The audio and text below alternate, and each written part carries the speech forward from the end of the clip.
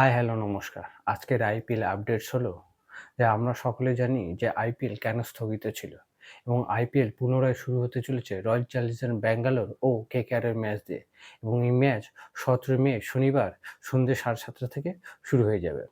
আইপিএলের বাকি ম্যাচগুলিতে আমরা বিদেশি ক্রিকেটারের উপস্থিতি আমরা দেখতে পাবো না, বিশেষ করে অস্ট্রেলিয়া ও দক্ষিণ আফ্রিকার ক্রিকেটাররা এই আইপিএলের বাকি ম্যাচগুলির জন্য তারা উপস্থিত থাকতে পারবে না। যদি আমরা আরসিবি ও কেকেআরের ম্যাচের কথা বলি, তাহলে আরসিবির ক্রিকেট টিম জানিয়েছে যে এই যে ম্যাচের জন্য ইংল্যান্ডের Philip Salt, Liam Livingstone, Jacob Bethell ও ওয়েস্ট ইন্ডিজের রোমারিও সেফার্ড তারা কেকেআর ম্যাচের আগে আরসিবি টিমের সাথে যুক্ত হবে।